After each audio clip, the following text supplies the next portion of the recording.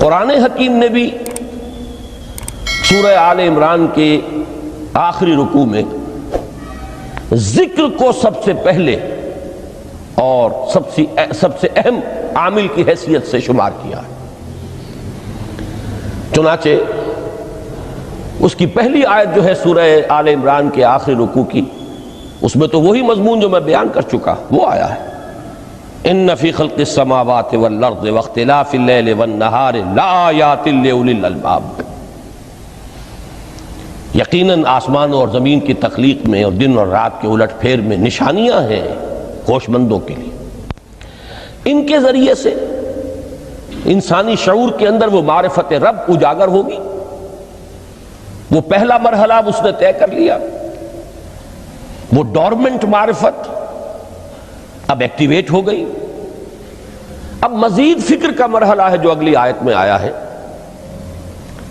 الذین یذکرون اللہ قیاما وقعودا وعلی جنوبہم ویتفکرون فی خلق السماوات والارض ربنا ما خلقت ھذا باطلا سبحانک فقنا عذاب النار۔ یعنی تفکر جو ہے ویتفکرون فی خلق السماوات والارض، وہ تفکر کرتے ہیں، غور و فکر کرتے ہیں آسمان اور زمین کی تخلیق میں، لیکن اس تفکر کے ساتھ لازماً ذکر اور ذکر مدام، ذکر بھی وہ کہ جو مستقل ہو، ہر حالت میں ہو۔ الذین یذکرون اللہ قیاما وقعودا وعلی جنوبہم، وہ لوگ کہ جو اللہ کو یاد رکھتے ہیں، اللہ کا ذکر کرتے ہیں، کھڑے ہوئے بھی، بیٹھے ہوئے بھی، اور اپنے پہلوؤں کے بل یعنی لیٹے ہوئے بھی۔ اب ان تین کے سوا تو کوئی پوزیشن انسان کی نہیں ہے، اسی کا نام ہے دوام ذکر۔ اور اس کے ساتھ اگر وہ تفکر کرتے ہیں تو ان کا فکر اگلی منزل تک پہنچتا ہے۔ تو پہلی شے تھی فکر انسانی کی صحیح رخ پر مزید پیش قدمی اور پیش رفت، اور اس کے لیے لازم ہے ذکر و فکر کا امتزاج۔ دوسری چیز کو لیجئے عمل کی درستی۔ اس عمل کی درستی کے لیے اللہ تعالیٰ کے ساتھ ایک گہرے تعلق کی ضرورت ہے، اس لیے کہ صبر کی بحث میں یہ مضامین شاید آپ کے سامنے آ گئے ہوں کہ صبر، جہاں مصیبت پر صبر ہوتا ہے، تکلیف پر صبر ہوتا ہے، اللہ کے احکام پر جمنا یہ بھی صبر ہے، نفس کی خواہشات کی باغ کو تھام کر رکھنا، کھینچ کر رکھنا یہ بھی صبر ہے، اور استقامت کسی شے پر قائم رہنا یہ بھی صبر ہے۔ تو عمل صحیح پر استقامت کے لیے وَاصْبِرْ وَمَا صَبْرُكَ إِلَّا بِاللَّهِ، اس صبر کی سب سے اہم جو بنیاد ہے، اس کا جو سب سے بڑا ذریعہ ہے، اس کا جو سب سے بڑا سہارا ہے، وَمَا صَبْرُكَ إِلَّا بِاللَّهِ، اس کے لیے ضرورت ہے ایک گہرے تعلق کی کہ اللہ کے ساتھ ایک ایسا تعلق برقرار رہے جو نہ صرف گہرا ہو بلکہ دائم و قائم ہو، مسلسل۔ ذرا ذہول ہوگا تعلق مع اللہ میں، ذرا کمی آئے گی، شیطان کا وار کاری ہو جائے گا۔ اسی کو حضور نے حدیث میں یوں تعبیر کیا ہے تمثیلاً کہ جو دل اللہ کی یاد سے غافل ہے، اس پر فارسی کا وہ مقولہ بھی ہے کہ خانہ خالی را دیو می گیرت، گھر خالی رہے تو جنات اس پر دیو جو ہے آ کر قبضہ جما لیتے ہیں۔ تو خانہ قلب جو ہے اگر یاد خداوندی سے خالی ہو گیا تو شیطان ابلیس لعین اپنی تھوتنی ٹکا دیتا ہے۔ یہ لفظ آتا ہے سور کے منہ کے لیے تھوتنی، جس طرح اس کا نکلا ہوا سا منہ ہوتا ہے آگے، تو یہ لفظ استعمال کیا گیا کہ وہ اپنی تھوتنی انسان کے دل پر جما کر اور پھونکے مارنی شروع کر دیتا ہے۔ تو شیطان کو موقع ہی تب ملتا ہے جب انسان کے تعلق مع اللہ کے اندر کمی ہو، وہ خانہ بالکل خالی ہو گیا ہو یا اتنا ضعیف ہو گیا ہو کہ کل عدم ہو جائے، گویا کہ نہیں۔ تیسری چیز کی طرف آئیے روحانی ترقی، روحانی ترقی کے لیے میں ایک اصطلاح کے سامنے لا رہا ہوں. اس سے مراد کیا ہے؟ روحانی ترقی کے لیے ہماری دینی اصطلاح ہے تقرب الی اللہ، اللہ سے قریب تر ہوتے چلے جانا. اس پر میرا ایک کتابچہ بھی ہے. تقرب الی اللہ کے دو مدارج، دو درجے، جو در حقیقت ایک حدیث نبوی علیہ الصلاۃ والسلام ہی پر مبنی ہے کہ حضور نے ایک درجہ قرار دیا ہے تقرب بالفرائض، فرائض کے ذریعے سے انسان اللہ کا قرب حاصل کرے. ایک ہے تقرب بالنوافل، نوافل کے ذریعے سے اللہ کا قرب حاصل کرے. ان میں کیا نسبت و تناسب ہے، اہمیت کے اعتبار سے کون بڑھ کر ہے، بلندی کے اعتبار سے کون بڑھ کر ہے، یہ تمام مسائل میں نے اپنی اس تقریر میں بیان کیے تھے جو اس کتابچے میں شائع ہوئی ہے. اس وقت میں اس کی تفصیل میں نہیں جا رہا، صرف یہ تذکرہ اس لیے کر رہا ہوں کہ جن کو بھی خواہش ہو جائے وہ اس کا مطالعہ کرے. ہماری اس وقت کی گفتگو سے وہ کتابچہ اس جگہ پر منسلک ہوگا. تو تقرب الی اللہ، یہ تقرب کوئی فزیکل فینومینن نہیں ہے، جسمانی یا مادی مسئلہ نہیں ہے. اللہ سے قرب یہ نہیں ہے کہ کوئی کروڑوں میل کا فاصلہ ہے، اب ہمیں کوئی رسی پر چڑھنا ہے اوپر بڑی محنت اور مشقت سے. فصل تو ہے ہی نہیں، فاصلہ ہے ہی نہیں، بعد ہے ہی نہیں. نحن اقرب الیہ من حبل الورید، ہم تو انسان سے اس کی شہرگ سے بھی زیادہ قریب ہیں. ہوا معکم اینما کنتم، وہ تو تمہارے ساتھ ہی ہوتا ہے جہاں کہیں بھی تم ہو. بس صرف یہ کہ تمہاری توجہ نہیں ہوتی، تم اور چیزوں میں مشغول و مصروف رہتے ہو، تم ہماری طرف دھیان ہی نہیں دیتے، تم ہماری طرف متوجہ ہی نہیں ہوتے. ہم تو مائل بے کرم ہیں، کوئی سائل ہی نہیں، راہ دکھلائیں کسے رہنو منزل ہی نہیں. انسان جب متوجہ ہو جاتا ہے اور بڑھتا ہے، آگے پیش قدمی کرتا ہے روحانی اعتبار سے، تو یہ ہے در حقیقت تقرب الی اللہ، اور اسی کو ہم کہیں گے روحانی ترقی. اب ان تین چیزوں کو اگر آپ نے ذہن میں جما لیا، پھر میری بات کی ترتیب اس کو ذہن میں قائم کیجئے. ہم چلے کہاں سے؟ کہ دین کے ساتھ اصل مناسبت فلسفے کی نہیں، حکمت کی. نمبر 2، حکمت قرآنی کا پہلا اور اہم ترین اور بنیادی مسئلہ معرفت رب کا حصول ہے. اس کا نتیجہ شکر خداوندی ہے. اس کا ذریعہ آیات آفاقی، آیات انفسی، اور سب سے بڑھ کر آیات قرآنیہ ہیں جو الذکر ہے، جو تذکرہ ہے، جو ذکرہ ہے. لیکن اس پہلے مرحلے کو اگر کوئی انسان بفضل ہی تعالی، اللہ کے فضل و کرم سے طے کر لے، اب اس کے سامنے تین مسئلے. فکر کی مزید پیش رفت، مزید پیش قدمی صحیح رخ پر، اس کے لیے ذکر اور فکر دونوں کا امتزاج لازمی ہے. فقر قرآن اختلاط ذکر و فکر. الذین یذکرون اللہ قیاما وقعودا وعلی جنوبہم ویتفکرون فی خلق السماوات والارض.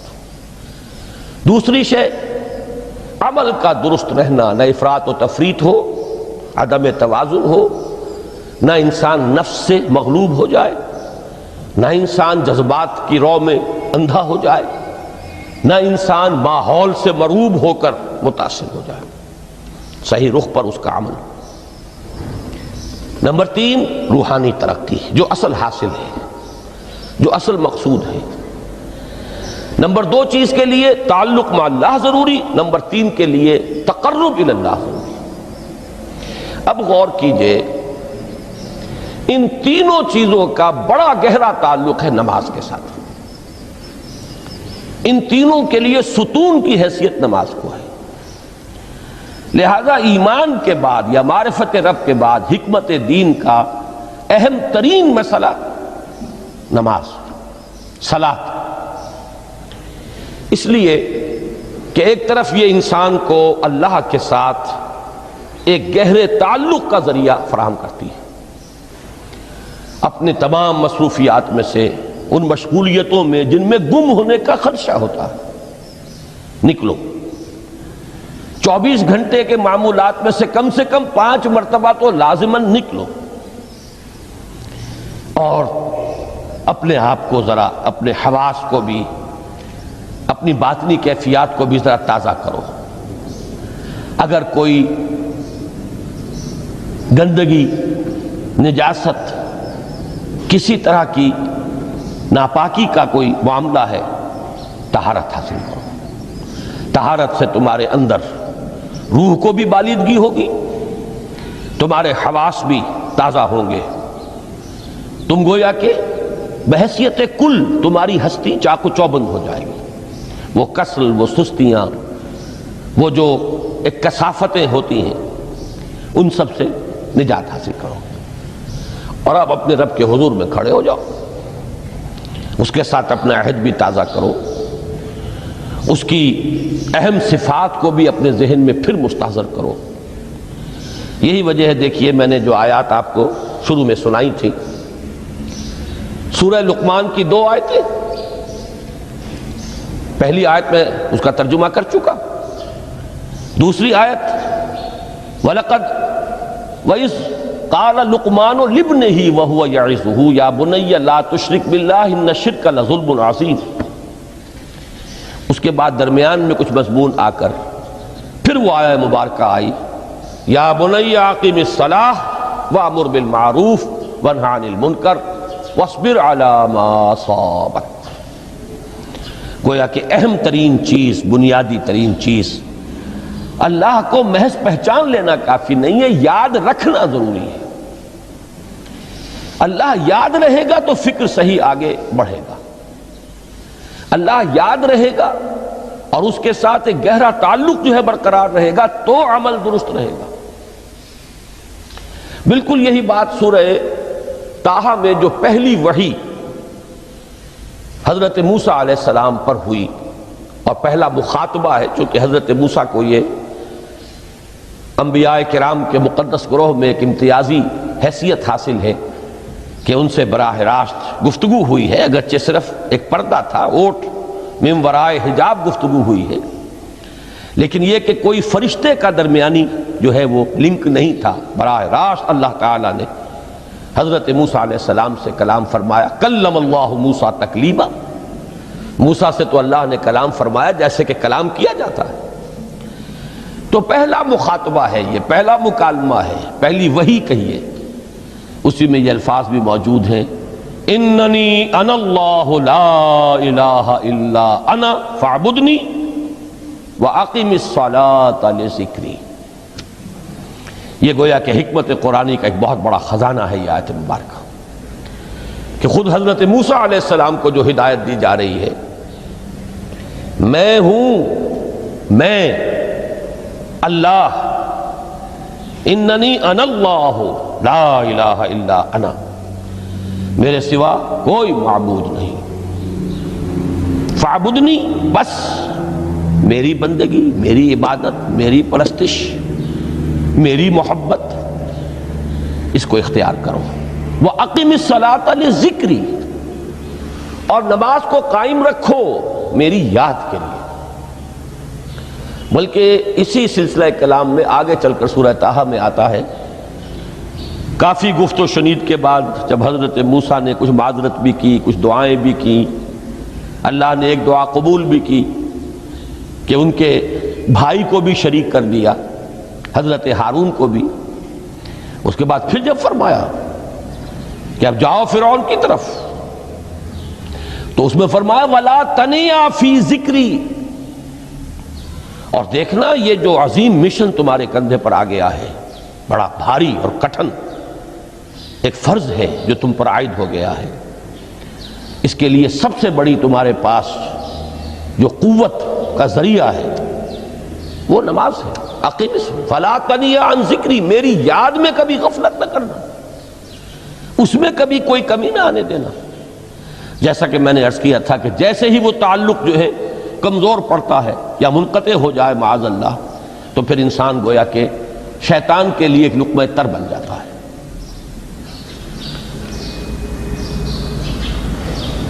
اب آپ غور کیجئے، تیسری شے تقرب الی اللہ، اس کے حوالے سے بھی جو فرائض اور نوافل کی بات ہے اس کو اس وقت ذہن سے نکال کر یہ سمجھیے کہ اس میں نماز کا کیا مقام ہے، اس لیے کہ نماز فرض بھی ہے، نماز نفل بھی ہے، وہ تو ان دونوں میں شریک ہو جائے گی۔ اب اس کو لفظ صلاۃ کے حوالے سے آپ ان دونوں چیزوں کو سمجھیے۔ صاد لام واو یا یہ چونکہ حروف علت ایک دوسرے سے بدلتے رہتے ہیں، یہ جو مادہ ہے اس کی جو خالص لغوی اصل ہے، جو خالص عربی زبان میں اس کا بنیادی مفہوم ہے، وہ آگ جلانا یا آگ تاپنا یا آگ سینکنا، حرارت حاصل کرنا۔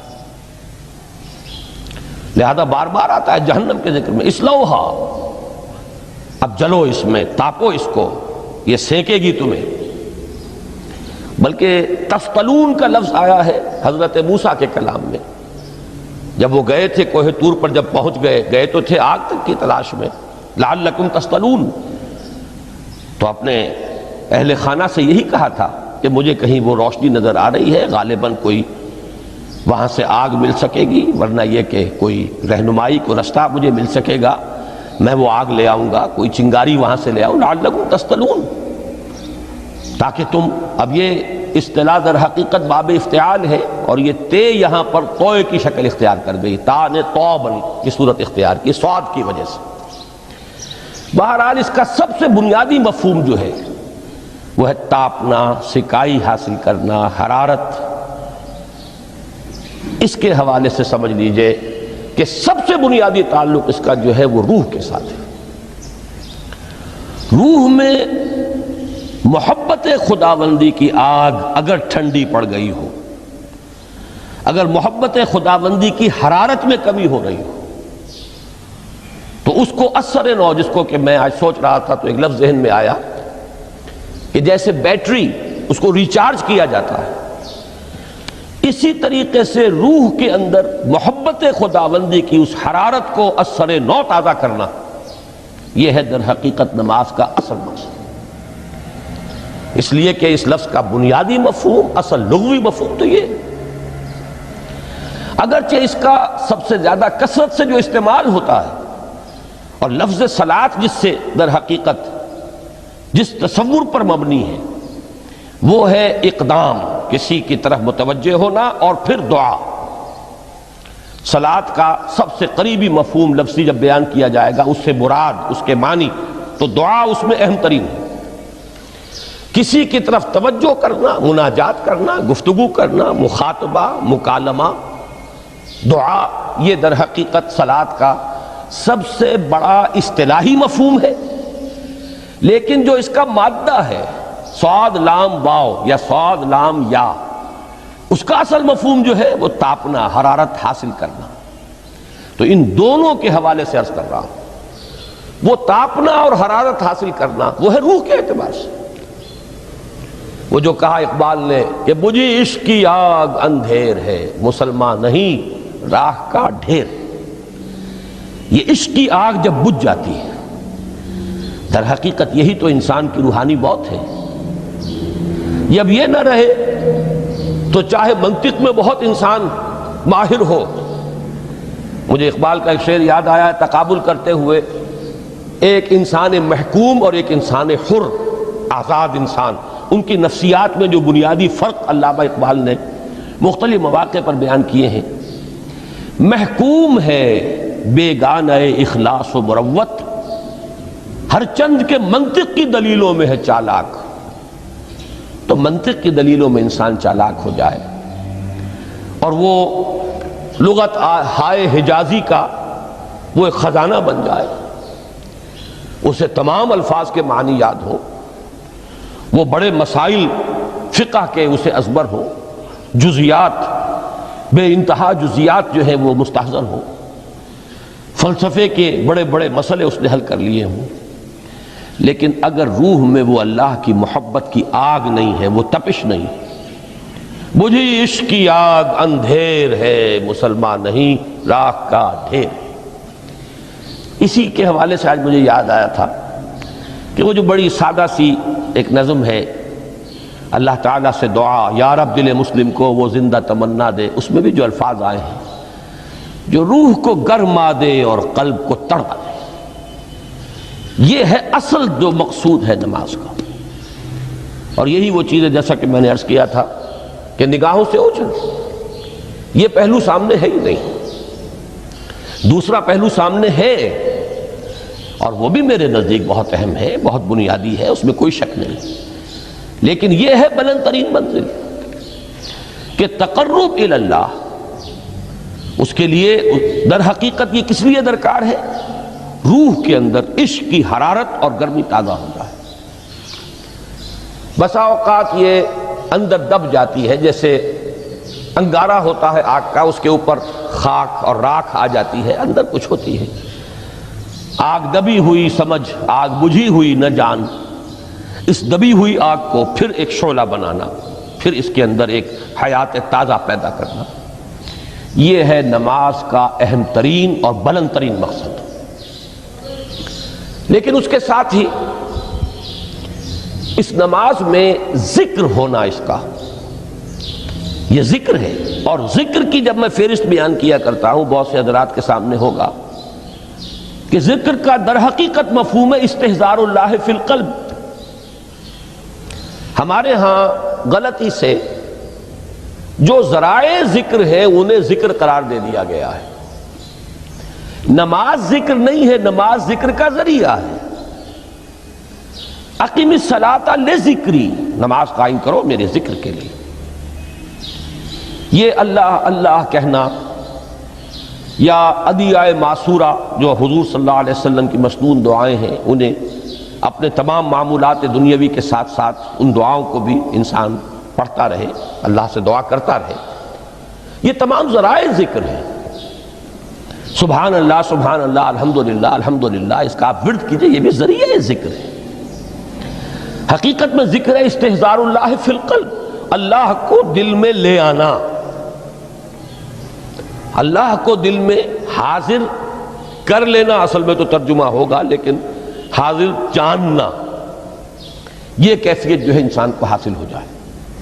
اب اس کے حوالے سے ذرا بات سمجھیے کہ ایک تو میں عرض کر چکا ہوں مجسم ذکر تو قرآن ہے، لہذا ذکر کی فہرست جب آپ کریں گے ذرائع ذکر تو ان میں سب سے پہلے قرآن آئے گا، اس لیے کہ وہ ہماری حکمت کے پہلے مسئلے کو حل کر رہا ہے، بنیادی مسئلہ، اہم ترین مسئلہ۔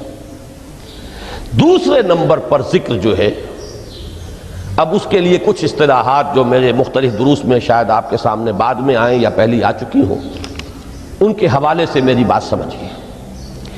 ایک ذکر غیابی ہے، تھرڈ پرسن میں، صیغہ غائب میں اللہ کی یاد کرنا، اللہ اکبر اللہ اکبر اللہ اکبر۔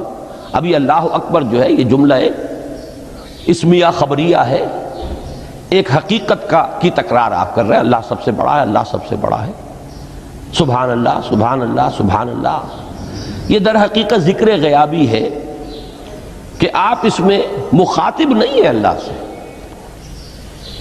ایک ذکر خطابی کہیں یا ذکر حضوری کہیں، جس میں مکالمہ ہوتا ہے، جس میں گفتگو ہوتی ہے۔ تو نماز در حقیقت ذکر حضوری اور ذکر خطابی کی بلند ترین شکل ہے۔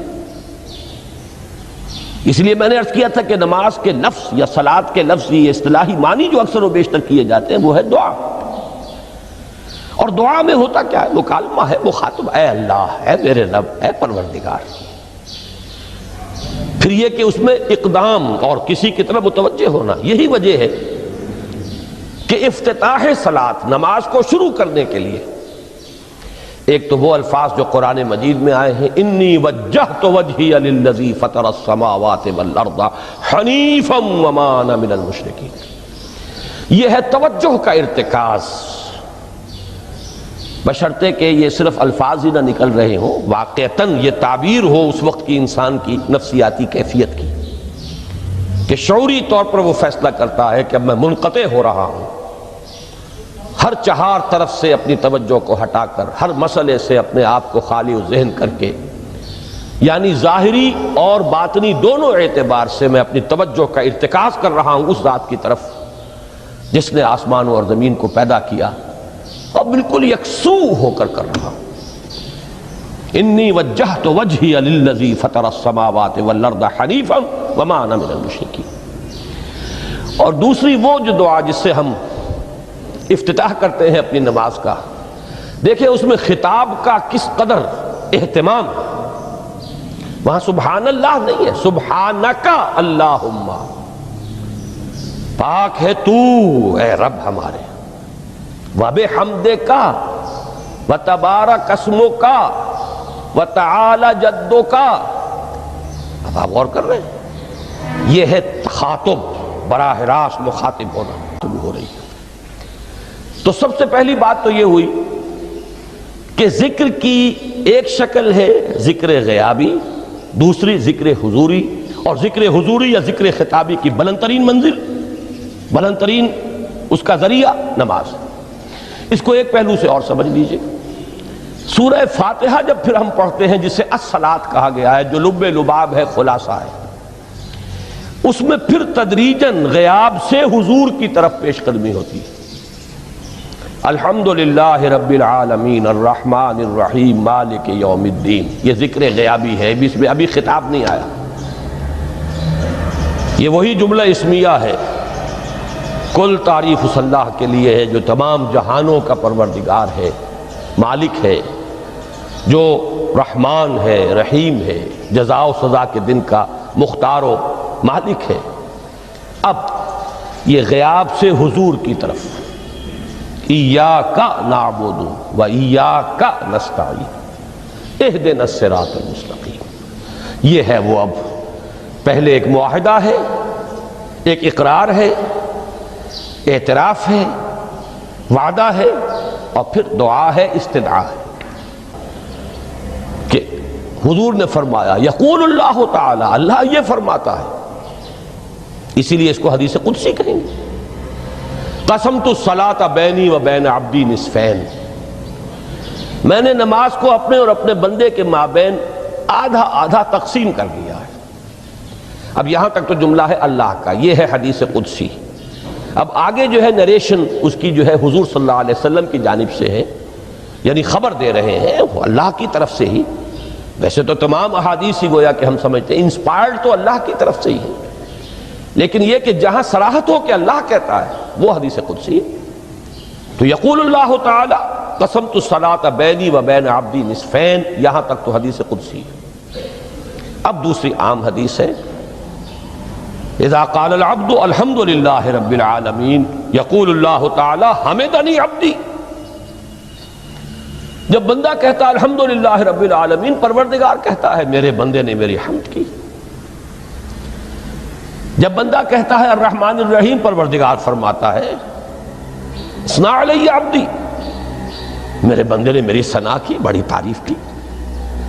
جب بندہ کہتا ہے مالک یوم الدین، اللہ فرماتا ہے مجدنی عبدی، میرے بندے نے میری بڑی بزرگی بیان کی ہے، تمجید کی ہے۔ پھر جب بندہ کہتا ہے ایاک نعبد و ایاک نستعین، اللہ فرماتا ہے ھذا ما بینی و بین عبدی ولعبدی ما سأل، یہ ہے میرے اور میرے بندے کے درمیان۔ یہ تو معاہدہ ہے نا، معاہدے میں تو دو فریق جکڑے جاتے ہیں،